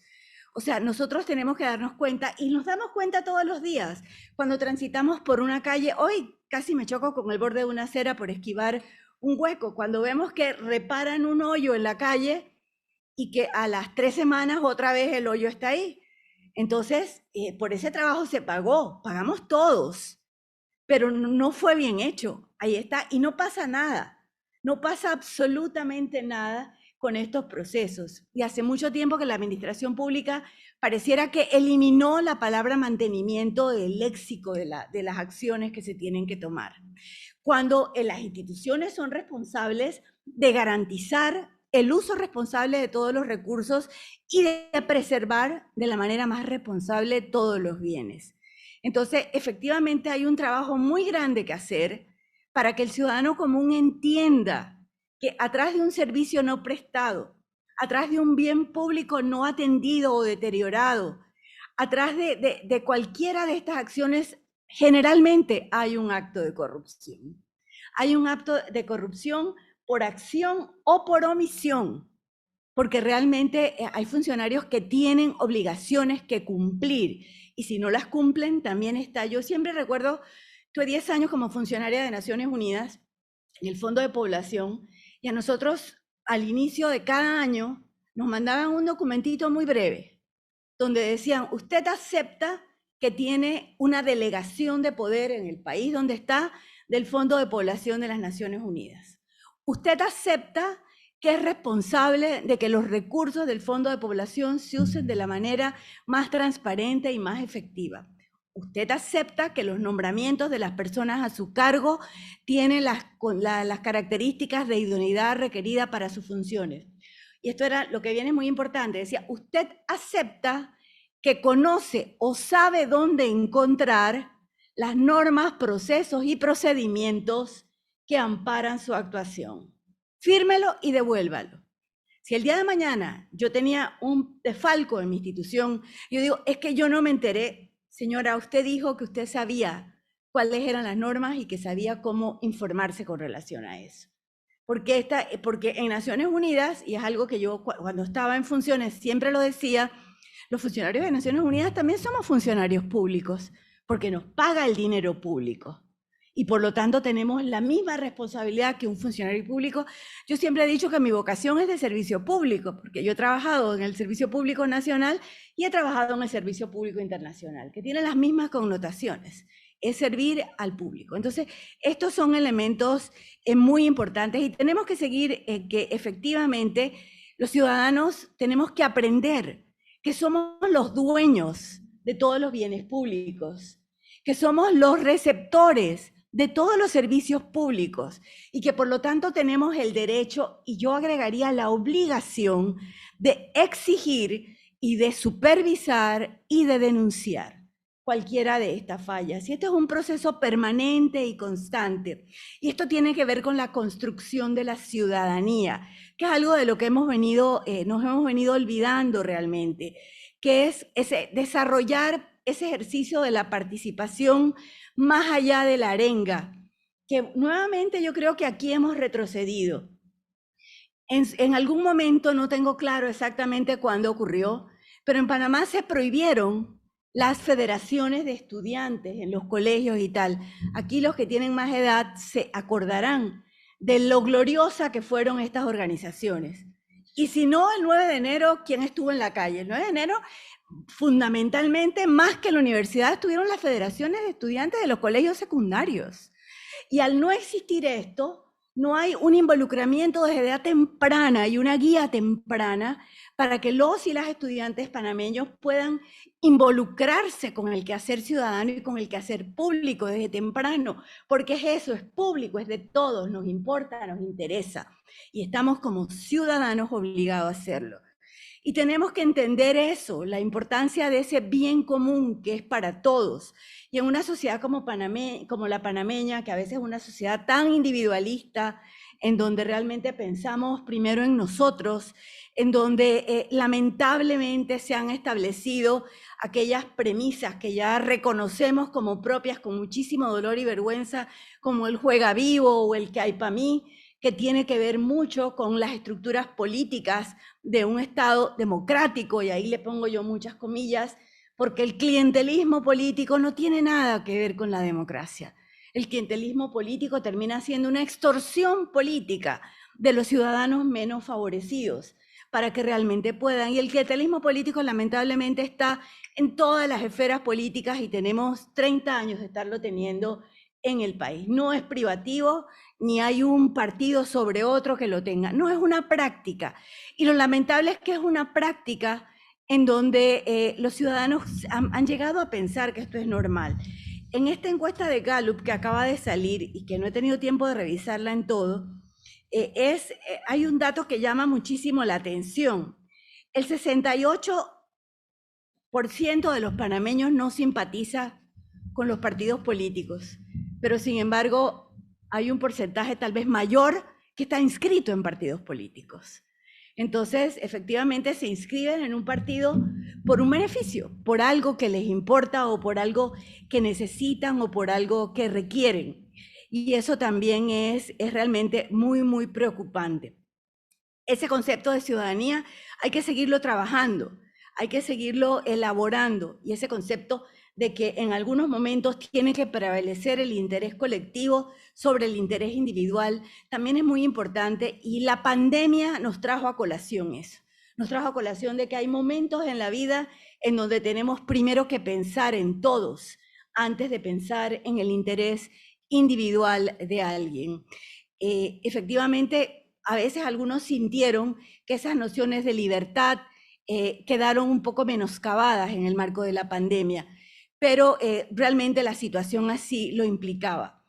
Esa vivencia de los derechos humanos, que consiste en la forma en que cada persona vive el ejercicio de sus propios derechos humanos y en que cada persona hace uso de los diferentes mecanismos que tenga al alcance para hacerlos valer, realmente es una tarea muy difícil, porque si las personas no conocen que tienen derechos, si las personas no saben que hay normas que las protegen, no puede haber una apropiación, no se van a convertir nunca en titulares de derecho. Y lo que nosotros queremos es que todos los ciudadanos y las ciudadanas sean titulares de sus derechos y que se perciban a sí mismos como sujetos de derecho para que puedan tener la capacidad de ejercerlo. Y aquí quiero mencionar un elemento muy importante que tiene que ver con esto, que es con el tema de la violencia de género. Hay muchísimas mujeres que ni siquiera saben que tienen toda la protección de la ley para el tema de la violencia, cada vez más, pero tienen que saberse que son titulares de esos derechos para poder avanzar en todo este proceso. Tuve la oportunidad, y ya prácticamente estoy terminando, de repasar rápidamente la intervención de un importante jurista centroamericano muy vinculado al tema de los derechos humanos, José Thompson, una ponencia que ya tiene varios años, costarricense, en donde habla de algunos elementos que son fundamentales para este ejercicio de derechos humanos y recalca de manera muy importante el tema de la justicia. ¿Por qué? Porque es que a la justicia es donde el ciudadano acude en primera instancia cuando siente la violación de algunos de sus derechos. Pero si la justicia no es imparcial y no es eficaz, realmente se aleja mucho de la posibilidad de que se puedan defender esos derechos. Nos habla también de algo que ya mencionamos, que es la importancia de la inversión en educación de un Estado de una manera igualitaria, y nos comenta cómo esa creciente desilusión que hay en la región y que sigue habiendo, esta intervención de él ya tiene casi 20 años, y sin embargo hablaba de la desilusión que hay con la democracia y sigue habiendo, y esto siempre es una amenaza para que las personas se acerquen a regímenes o a la vigencia de regímenes menos democráticos, pero que a lo mejor le pueden generar en algún momento una mayor confianza. Y en Panamá hay que mencionar al menos, y también he sacado de la ponencia de Thompson, 3 elementos que son fundamentales y que ponen en riesgo el ejercicio del Estado de Derecho de los derechos humanos. La corrupción en primer lugar, el sistema económico que no sea equitativo y que no alcance a todos los ciudadanos, y la inseguridad ciudadana. Y aquí, bueno, de la corrupción nos hablaron muchísimo, efectivamente, y yo quiero recalcar aquí cómo a nivel ciudadano, y esto probablemente es lo que más preocupa, hay una tolerancia y casi una aceptación y hasta adopción de conductas corruptas cotidianas que se dan como válidas o como lícitas. Y para ello hablar del clientelismo, o sea, usted a ciencia cierta se inscribe en un partido sin siquiera saber de qué va ese partido. Se inscribe porque le ofrecieron algo o acepta un cargo porque le ofrecieron algo y eso es todo lo que le interesa. Y esto realmente es un tema muy, muy preocupante dentro de la sociedad. La manera como todos nos hemos ido acostumbrando a tolerar la corrupción como una práctica. Ya María Soledad nos mencionó varios, nos mencionó el tema de los conflictos de interés. Aquí en Panamá se han denunciado severos conflictos de interés y no ha pasado nada. Y a nadie ha escandalizado cuando se anuncian estas cosas. Ya realmente estos conflictos de interés casi que no son conflictos en Panamá porque son prácticas que ocurren todos los días. El tráfico de influencias, efectivamente, el tráfico de influencias que tiene que ver con el tener acceso a información privilegiada y poder utilizarla en tu beneficio. A veces vemos esquemas de gobierno o segmentos de gobierno que parecen más estructuras corporativas que estructuras de gobernanza pública, y eso también es tremendamente preocupante. Y últimamente hemos escuchado, ayer que era el Día contra la Corrupción, escuchábamos mucho hablar de que para que haya un funcionario corrupto tiene que haber siempre alguien que es el corruptor y que con mucha frecuencia es del sector privado. Y eso es correcto. Y tan culpable es uno como el otro. Pero el Estado tiene mayor responsabilidad. Porque el Estado es el responsable de garantizar que esas cosas no ocurran. Entonces la responsabilidad del Estado siempre es mayor. Porque tiene esa obligación, Y realmente, bueno, con relación al tema de la corrupción, a mí siempre me gusta aclarar, hay una frase muy popular que dice que el poder corrompe. Yo desde siempre he pensado que no, el poder no corrompe. Probablemente el poder absoluto corrompa, pero en estos días es muy difícil que alguien tenga poder absoluto. El poder revela lo que cada quien es. El poder te quita ataduras, te permite actuar como tú quieres actuar y por lo tanto le das rienda suelta a lo que antes hacías de una manera escondida. O sea, yo soy una firme creyente de eso, creo que eso opera de esa manera. Un sistema económico no equitativo, un sistema económico deficiente que no llega a todas como un elemento muy importante también para ser un impedimento, ser un estorbo para el avance, es también un problema. Hace poco, el doctor Guillermo Chapman, un economista, y por eso me gusta citar a Chapman porque ha sido un economista, nadie va a pensar que el doctor Chapman es un comunista o es un socialista, nadie lo va a pensar. Acaba de sacar un trabajo pequeño pero muy importante, hace muy poquito tiempo lo sacó, sobre hacia dónde encaminarnos como sociedad. Y el doctor Chapman se atreve a decir, y yo lo aplaudo y lo felicito, que Panamá debería pensar en transitar hacia un estado de bienestar. ¿Por qué? Porque Panamá tiene los recursos. O sea, aquí yo he trabajado en El Salvador, en México y en Nicaragua, y he visto en Guatemala, en Guatemala he visto cómo te encuentras de repente con algún funcionario que tiene ganas de hacer cosas y simplemente no tiene un centavo. O sea, Guatemala, todas las vacunas que ha aplicado, creo que más del 90% ha sido de donación. No tiene cómo comprarlas. O sea, es un país que tiene un nivel de pobreza muy importante y muy relevante. Panamá dinero tiene. Panamá dinero tiene. Lo hemos administrado. No hemos sido eficientes a la hora de distribuirlo. Pero no podemos decir que tenemos carencia de recursos y que no tenemos cómo producirlos. Entonces sí, tenemos la capacidad de construir un Estado que realmente sea un Estado que impacte de manera positiva a todos. Y la inseguridad ciudadana como otro elemento que impide el desarrollo claro de todos los derechos. Bueno, yo creo que lo que hemos visto en Panamá en los últimos meses, en el último año, sobre todo estos nuevos perfiles de delito, a todos nos ha llenado de muchísima preocupación. Como les he dicho varias veces, yo he tenido la oportunidad de vivir en 3 de los países que están entre los más violentos de América Latina, Guatemala, El Salvador y México. He vivido y he trabajado en esos países. Y me llenaba la boca siempre cuando veía las atrocidades que ocurrían y siguen ocurriendo en esos países. Yo me llenaba la boca diciendo, eso no ocurre en Panamá. Eso nunca ha ocurrido en Panamá. Ya no lo podría decir. Ya no lo podría decir. Y ya nosotros tampoco, como por décadas hicimos, le podemos echar la culpa solamente al tema de que eran narcotraficantes colombianos. No, nosotros tenemos ya de qué presumir en términos de crímenes. Y eso es muy preocupante, porque cuando los niveles de inseguridad llegan al punto en donde estamos llegando, realmente es reflejo de una debilidad institucional, porque es el fortalecimiento institucional lo que nos permite esto. Y ahora acabo de oír, no hace mucho, que se quiere a lo mejor crear un ministerio de prevención y se habló un viceministerio de prevención en el Ministerio de Seguridad. Nuevamente nos equivocaríamos si hacemos eso, porque la prevención no necesariamente se hace en la seguridad. La prevención se hace en lo social, en los espacios sociales. Y realmente tenemos, o sea, también a mí todavía me sigue haciendo mucho ruido que el Viceministerio de Asuntos Indígenas esté en el Ministerio de Gobierno.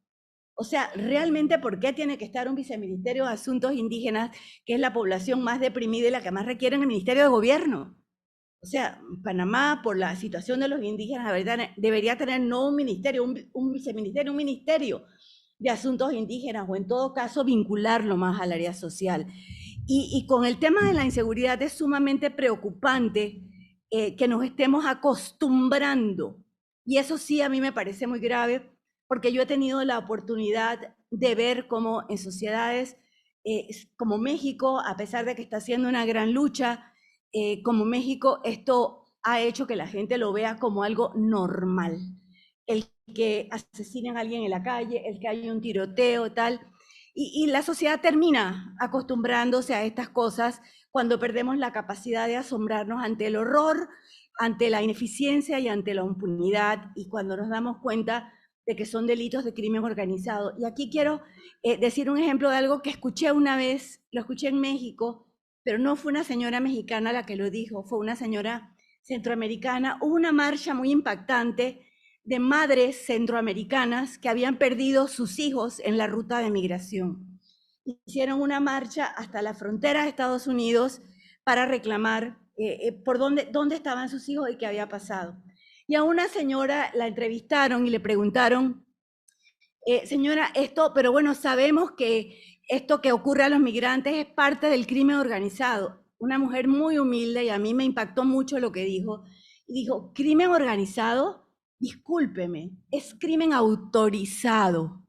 No es, porque no puede haber un crimen de esa dimensión que no tenga agarraduras dentro de las estructuras del Estado. Y lo hemos visto aquí, con esta gran operación, que yo aplaudo que se haya avanzado en esa línea, y aplaudo que haya funcionarios públicos de los estamentos de seguridad detenidos. Pero eso nos prueba efectivamente que para que una situación delictiva avance en esa dirección, tiene que tener sus conexiones en las propias estructuras institucionales. Y eso realmente es sumamente grave y es sumamente preocupante. Lo hemos visto en otras partes, bueno, y el tema de la exclusión, mientras nosotros sigamos excluyendo amplios sectores de la población, realmente no podemos hablar de un ejercicio pleno de los derechos humanos. Tenemos muchas normas, tenemos convenios, tenemos elementos internacionales. Tenemos que entender que las leyes son un punto de partida, solo es el punto de inicio, no es el punto de llegada. Si nosotros cumpliéramos las leyes que tenemos, solo con eso ya podríamos estar adelante y avanzar en el cumplimiento de los derechos humanos.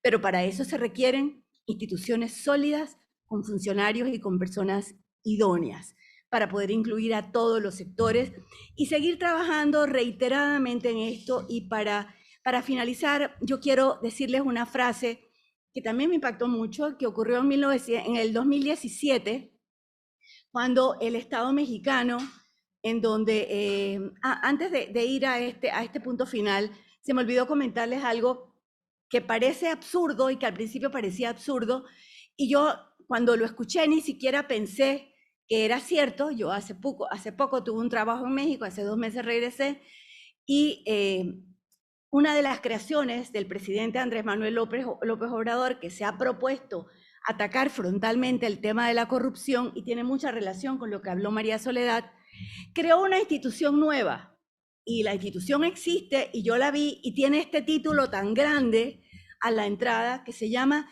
Instituto para Devolver al Pueblo lo Robado. Así se llama, y así está, y existe. Porque todos los millones y los millones que a lo largo de muchos años en México se han venido robando, y esto ha tenido un impacto muy positivo en la población. La población siente que esto está avanzando de esta manera.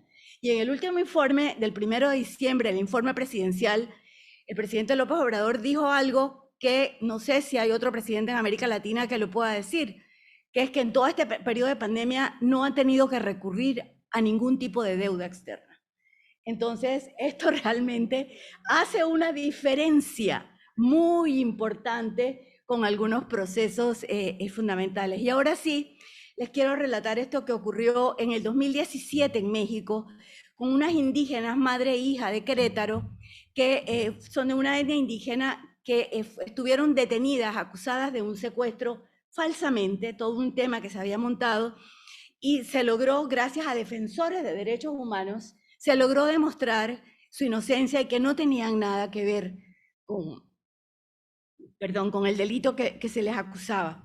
Y ellas fueron Estela Hernández y Jacinta Francisco Marcial, 2 mujeres indígenas que dijeron, y esto lo dijeron en el Senado mexicano, y fue realmente una cosa que impactó a toda la población, y fue importante.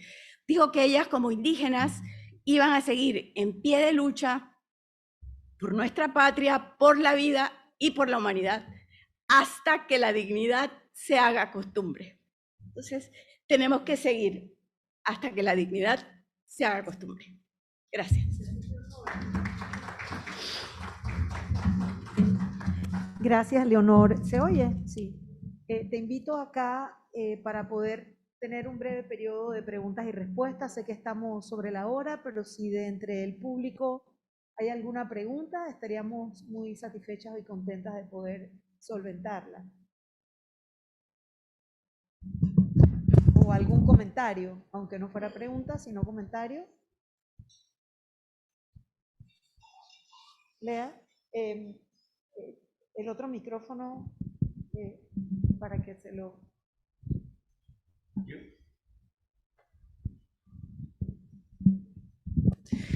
Muchísimas gracias, excelentes ponencias, la verdad que ha sido súper nutrida toda la información que nos han compartido, estoy fascinada de haberlas escuchado. Quería hacer una pregunta en base a lo que mencionaba la señora Leonor sobre que la responsabilidad del Estado siempre es mayor. Y mi pregunta va hacia cuando mencionaba lo de que los ciudadanos seamos realmente titulares de nuestros derechos. ¿Cuál debería ser el rol del Estado en asegurar que entonces los ciudadanos fuéramos titulares de esos derechos? ¿Es sensibilización? ¿Es educación? ¿O qué más? Por supuesto que es sensibilización y educación de manera masiva. Derechos humanos deberían enseñarse desde la escuela para que todos los niños sientan eso. Facilitar los ejercicios de participación. No hay mejor manera de saberte titular cuando participas en algo en espacios idóneos. O sea, el ciudadano, y lo hemos visto, está en la calle todos los días prácticamente defendiendo el agua, defendiendo la vivienda, defendiendo la tierra, defendiendo el medio ambiente. Prácticamente todos los días, no hay día en Panamá donde el ciudadano no esté en la calle, pero no tiene espacios idóneos para participar. Y si eso no se facilita y no se garantiza, bueno, el derecho de decir lo que piensas también está en la calle. Entonces, las personas lo hacen, y no estoy criticando la calle, o sea, la participación siempre es importante. Pero por otra parte, la responsabilidad mayor que tiene el Estado es garantizar a través de las instituciones el ejercicio de los derechos humanos. garantizar el derecho a la educación, garantizar el derecho al agua, garantizar el derecho a la salud, garantizar el derecho a la vivienda. Eso se hace a través de las instituciones. Y a veces, como yo hablo mucho de institucionalidad, hay algunas personas que me dicen, pero la gente no entiende lo que es institucionalidad. Bueno, tenemos que hacer que lo entiendan. Tenemos que hacer que deben entender que las instituciones son suyas, son propias, pero que para que funcionen tienen que tener funcionarios idóneos. Gracias, Leonor. Gracias, Lea. ¿Alguna otra pregunta? Renan, ¿tienes alguna pregunta para nosotros?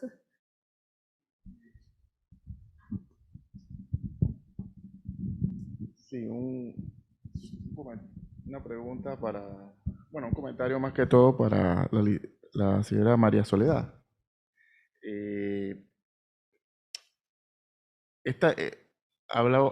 Comentó sobre la ley de extinción de dominio. La ley se ha presentado 2 veces en la Asamblea, creo que en el 2014, 2015, se ha presentado varias veces. ¿Cuál sería para usted, cuál sería las falencias que se ha dado con esta ley que se ha presentado varias veces en la Asamblea y cuál debería ser, según su opinión, la mayor característica para que eso sea aprobado en la Asamblea Nacional? Muchas gracias.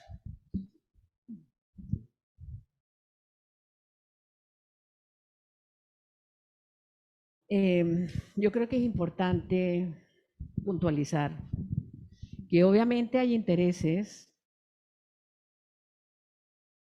sobre todo en la Asamblea.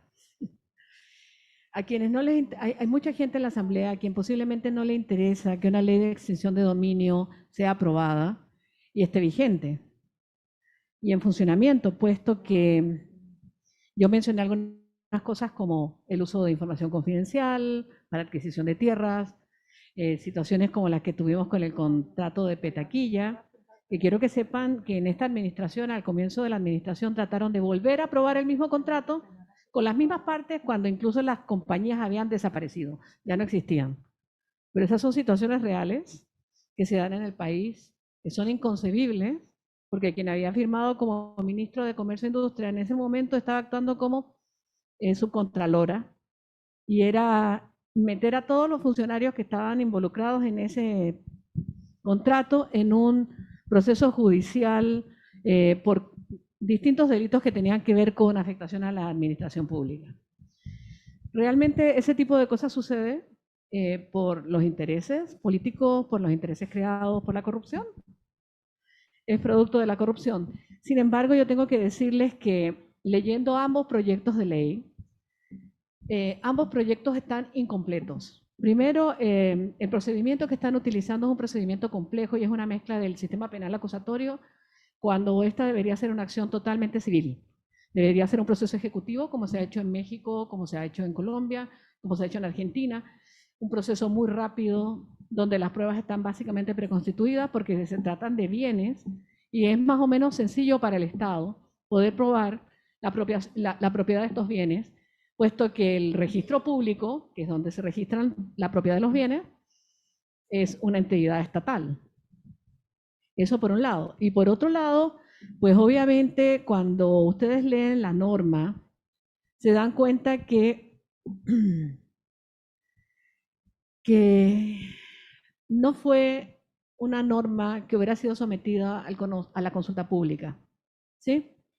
Y este tipo, normas como esta, deberían pasar por un proceso de consulta pública y de participación ciudadana, porque somos los ciudadanos los que conocemos mejor que nadie qué nos está afectando, porque nosotros somos los que vemos y medimos la corrupción, el soborno, el cohecho, los actos administrativos incorrectos y además porque somos los que podemos ayudar a mejorar estas normas para que en realidad tengan validez en el país y nos ayuden a solucionar los problemas sociales. Obviamente, suele ocurrir que el gobierno no se ha acostumbrado aún a contar con la participación ciudadana. Esto es un camino en el que una serie de organizaciones han estado trabajando durante años, también los clubes cívicos, también los bomberos. Hay una serie de organismos de la sociedad civil, ciertos grupos de base comunitaria, están trabajando desde hace mucho tiempo para poder ser oídos, para poder participar.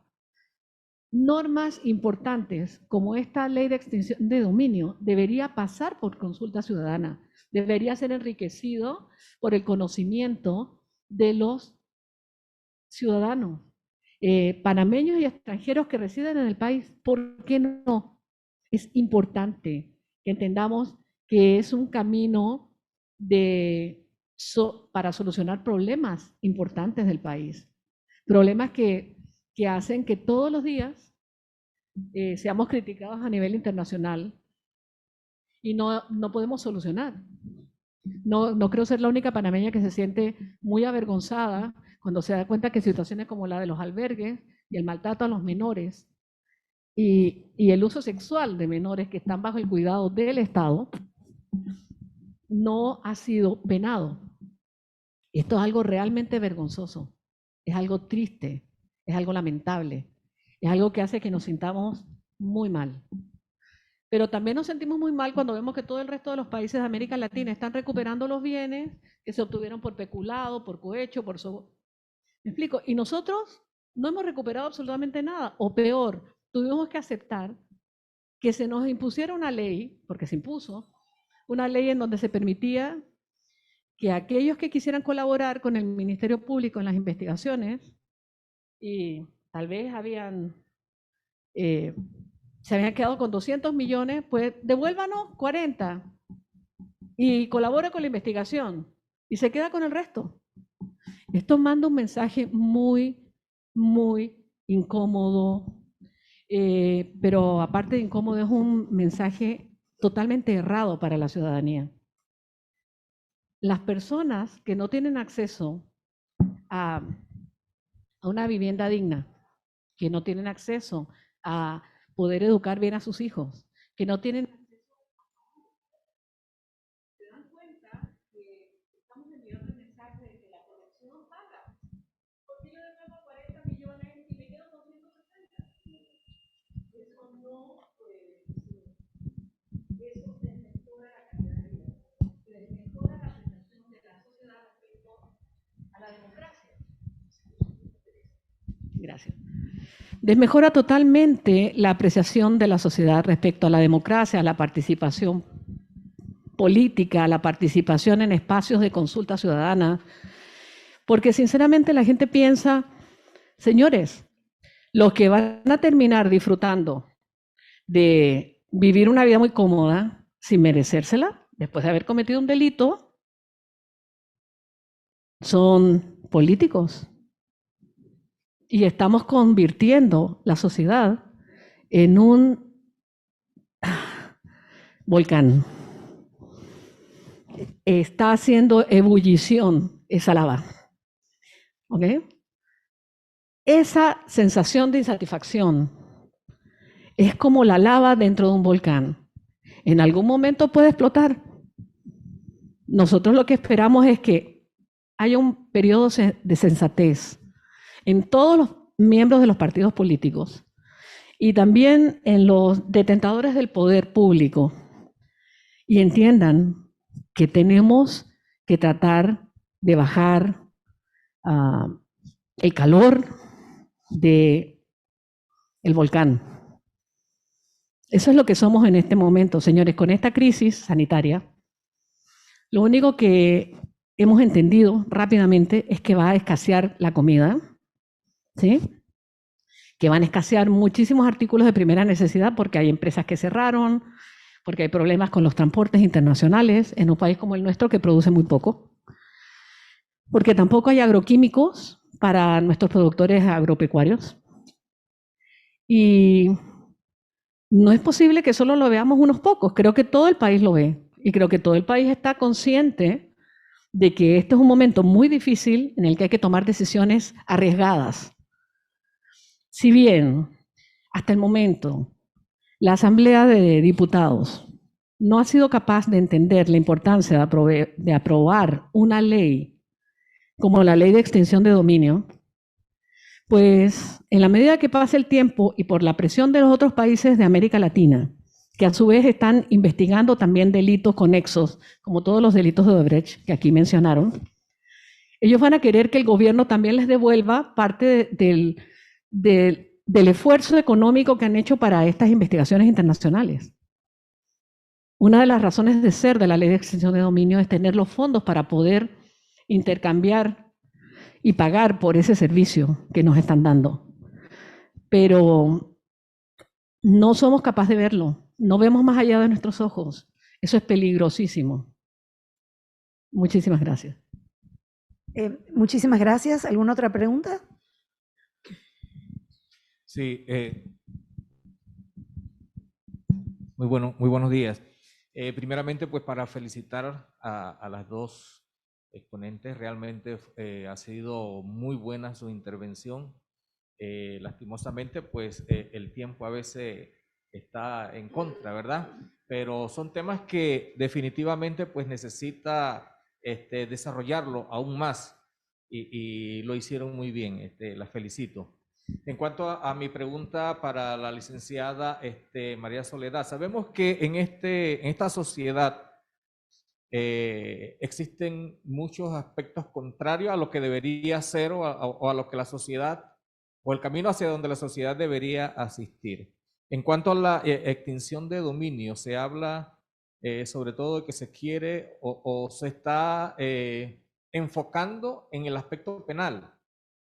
Para poder entender un poco más, para poder entender el espíritu, siendo que usted señalaba que debería ser más bien ubicada en el aspecto civil.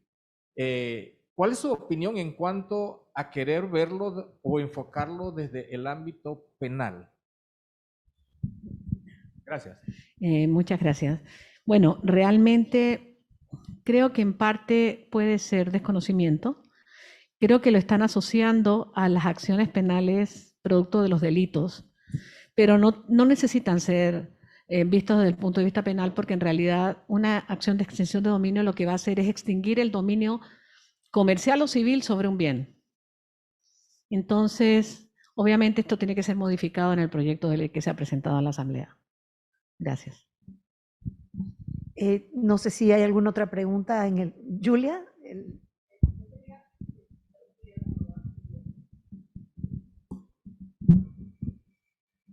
Disculpa, no sé, ¿está funcionando? Ajá. No sé si ya lo preguntaron porque tuve que salir por un temita. Usted dijo que había algunos temas del proyecto de ley de extinción de dominio actual que la sociedad o la sociedad civil no estaba como muy de acuerdo. ¿Me puede indicar cuáles son? Eran como más conflictivos. Pues. Bueno, es inevitable. Hay muchas personas que han estado opinando en redes en los últimos días que tienen miedo, como la ley establece que se va a crear van a crear tres cosas. Deben crear tres cosas para que funcione la ley. Una es que quieren crear algo similar al procurador de la administración, pero va a ser un procurador que se va a encargar de la extinción de dominio nada más. Eso es un poco absurdo. En otros países se le ha dado al procurador de la administración o al procurador de la nación. Segundo, tienen que crear una oficina de recuperación de bienes patrimoniales, ¿sí? Que yo entiendo que esa oficina existe, pero quieren crear una estructura paralela, solamente para poder manejar la extinción de dominio. Y la tercera cosa es que tienen miedo que el gobierno pueda actuar de forma tal que persiga a ciudadanos inocentes y les pueda quitar bienes sin que haya un proceso judicial. Porque por alguna razón extraña entendieron que como la acción de extinción de dominio no tiene que ser una acción penal, pensaron que no se necesita una sentencia en firme. Pero claro que se necesita una sentencia en firme, pero tendría que ser una sentencia civil. en ese ámbito hay otros dos temas que también son muy importantes, y es que ha habido una confusión. La ley de extinción de dominio como tal, para la herramienta que se usa anticorrupción, no es una ley de confiscación, que es una de las formas en que antiguamente hemos visto gobiernos autoritarios y corruptos amenazar a la población, intimidarla con ese tipo de acciones, y no son la misma cosa. Y segundo, en el proyecto de ley actual en Panamá no incluye algunos delitos que desde la sociedad civil vemos como extremadamente perniciosos y que deberían entrar en ese espacio de recuperación de bienes que estén asociados a esas acciones. Delitos de lesa humanidad, proxenetismo, prostitución infantil, trata de personas y otros delitos más que no entran, pero que además hoy día son parte del esquema del crimen organizado. Si no hay ninguna pregunta y dado el tiempo que estamos, vamos a dar por terminada la conferencia, agradeciendo profundamente a las personas que vinieron, a las personas que se unieron en línea, especialmente a María Soledad Porcel, que nos ha ilustrado sobre estas formas que podemos hacer desde la ciudadanía a través de la participación y nuestra voz en leyes que pueden ayudarnos y en estructuras que pueden ayudarnos a hacer una lucha más efectiva contra la corrupción, y que desde la ciudadanía nos sintamos esa sensación de desesperanza, de derrotismo ante ver cómo los corruptos entran en esquemas de corrupción y no hay castigo ninguno. La impunidad es uno de los problemas que estamos teniendo, que está afectando el tejido social panameño de forma dramática. Y agradecerle a Leonor no solamente ese análisis que hizo sobre las estructuras democráticas, sino detalladamente esos puntos que nos están afectando en Panamá dentro de la estructura gubernamental, dentro de nuestra gobernanza democrática, y donde estamos teniendo retrocesos, especialmente cuando Leonor detallaba esos actos de corrupción que no se ven tan evidentes, pero lo son, y que están debajo de entonces aquellas cosas que llaman más la atención o están más en la noticia, pero cuando vamos a ver es el entramado que está debajo, que es lo que le llamamos institucionalidad. También su referencia al clientelismo político como una lacra, un elemento que está corroyendo nuestra democracia por dentro y la capacidad ciudadana de poder participar dentro de la democracia. Creo que quedaría para nosotros hoy, en el marco del Día contra la Corrupción, que fue ayer 9 de diciembre, y hoy 10 de diciembre, el Día Internacional de los Derechos Humanos, desde la Fundación para el Desarrollo de la Libertad Ciudadana y las demás organizaciones que hacen parte del Observatorio Ciudadano de la Corrupción, nos queda pedirle a toda la ciudadanía que se active, que frente a la corrupción, el cinismo y el derrotismo nos derrota a nosotros por dentro, que es lo que quieren los corruptos, que debemos insistir, persistir, resistir y nunca desistir de la lucha contra la corrupción. Y sobre todo hacer la participación desde la ciudadanía, que nuestra voz se escuche, ser literalmente la piedra en el zapato y seguir insistiendo en la participación ciudadana frente a todas esas estructuras de gobernabilidad que nos afectan. Así que les agradezco muchísimo la presencia el día de hoy, y esta grabación quedará en YouTube, debe estar esta tarde subida para poder ser utilizada en otros espacios y que otras personas tengan pues la fortuna de escuchar los excelentes análisis de María Soledad Porcel y Leonor Calderón. Muchísimas gracias a todos.